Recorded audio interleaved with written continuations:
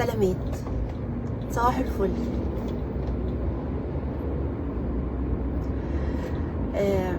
اوقات بيكون في ناس عايشين في علاقات مؤذية، يعني ست مثلا مكملة في حياتها عشان خاطر العيال، رغم ان هي في علاقة جوزها مثلا بيهينها بيضربها.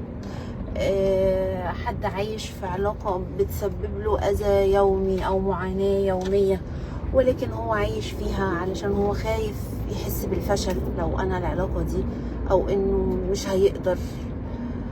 طب هو ليه مش بيقدر ان هو ينهي العلاقة؟ في حكاية اسمها او نظرية اسمها نظرية الضفدع المغلي. الحقيقة ان صاحبتي بعتت لي البوست بتاع الضفدع المغلي ده امبارح. هي نظرية معروفة في العلوم، يعني تدرس حتى. يقول لك ان الضفدع لما نحطه في مية في حل على النار وتبتدي المية دي تسخن، كل لما المية تزيد درجة حرارتها الضفدع يبتدي يتكيف مع درجة حرارة المية. كل ما تزيد درجة حرارة المية الضفدع يتكيف، ويفضل الضفدع يتكيف ويتكيف ويتكيف لحد لما المية تغلي. لما المية بتغلي الضفدع ما بيقدرش يتحمل درجة حرارة المية، لكنه في نفس الوقت ما بيقدرش ينط من الحل. كان ممكن ينط في الأول، أول لما درجة الحرارة ابتدت تزيد، لكن هو ما نطش.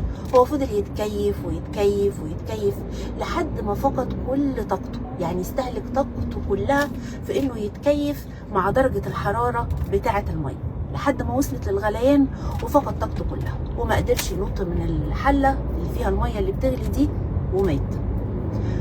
اهو احنا في العلاقات المؤذية زي الضفدع المغلي ده بالظبط. يعني النظرية دي بتنطبق علينا. طب بتنطبق علينا ازاي؟ بتنطبق علينا لما بنكون في علاقة مؤذية وبنعيش المعاناة، بنفضل نتكيف على امل ان بكرة يبقى احسن، او ان الظروف تتغير، او في علم النفس بيقولك المعاناة الكتير دي بتسبب حاجة اسمها الاحتراق النفسي. بالاضافة لان المعاناة الكتيرة والألم المتكرر بيخليك تحس ان ده العادي، فما بتعرفش اصلا ان انت في علاقة مؤذية.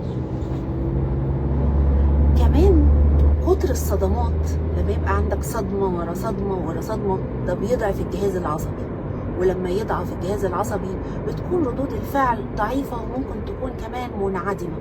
يعني من كتر الصدمات، صدمة ورا صدمة ورا صدمة، يضعف الجهاز العصبي. زي مثلا واحدة موجودة في علاقة بتحسسها انها قليلة او مش كفاية او فيها اي مشكلة، فهي شوية شوية من كتر الصدمات او من كتر ما بيتقال لها الكلام ده هي بتبقى يعني حست ان هي كده، ان هي فعلا قليلة او ان هي مش كفاية او ان هي كده، فبتبقى خلاص ما عندهاش رد فعل او ردود الفعل بتاعتها بتبقى ضعيفة جدا لانها اقتنعت.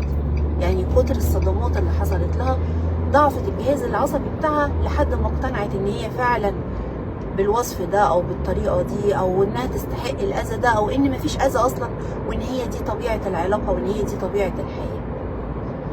ده راي علم النفس.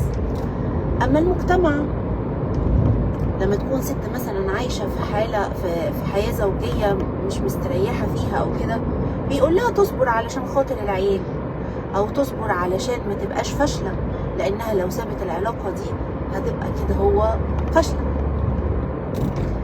يعني المجتمع كمان بيضغط على اللي موجود في علاقة مؤذية علشان يستمر فيها، لانه هيتوصف بالفشل، مش هيتوصف ان هو انقذ نفسه او انه خرج من علاقة بتأذيه.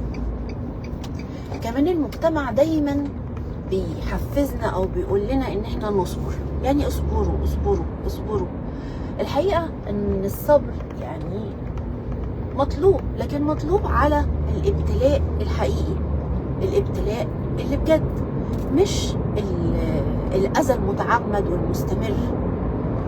يعني ما تبقاش في أذى متعمد ومستمر وتقول أنا بصبر. في المسيحية الدين محبة، ولكن مع الدين محبة ده أنت ملزم تحافظ على نفسك وعلى جسدك، لأن دي أمانة من الله. ربنا كمان قال لنا لا تظلمون ولا تظلمون، يعني الظلم ممنوع في الإسلام، وعمل الطلاق علشان الإنسان يحافظ على نفسه لو كان في أذى في العلاقة أو كان مش مستريح. يعني مفيش مبرر في الدنيا إن الإنسان يتحمل الأذى. قال لك جحا، وانتوا عارفين أنا بحب حكايات جحا. جحا الناس شافته ماشي في الشارع وهو بيجر حمار ميت، يقولوا له يا جحا ده مات يا جحا، خلاص مات وشبع موت، بتجر فيه ايه؟ يقوم جحا يقول لهم انا بس خايف اسيبه ويبقى كل اللي انا جريت فيه بقالي ساعه ولا ساعتين وانا ماشي في الطريق اجر فيه ده يبقى راح عليا، فانا مضطر اكمل جر الحمار الميت. يعني هو خايف على الوقت والجهد اللي هو بذله قبل كده وهو بيجر في الحمار الميت وخايف يسيبه، رغم ان هو عارف ان هو ميت خلاص.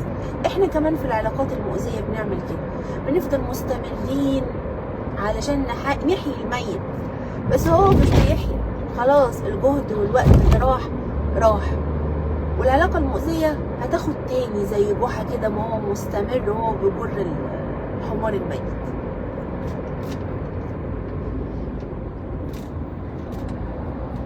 الخلاصة ان مفيش حاجة في الدنيا تقولك استمر في علاقة مؤذية. ونظرية الضفدع المغلي اللي بتخلص كل طاقتك وانت بتتكيف مع الألم وبتتكيف مع المعاناة وبتتكيف مع العلاقة اللي بتأذيك دي، بتخلص الطاقة وتخلي صعب جدا بعد شوية تاخد القرار علشان تطلع منه. فاللي يقدر ياخد القرار ده وينجو بنفسه من اي علاقة بتأذيه، يلا يتوكل على الله، لان نفسك امانة وربنا هيحاسبك عليها. اذيتها قد ايه؟ استحملت في اذيتها ليه؟ وانتبهوا ان ملهاش اعادة، وخلوا السعادة دايما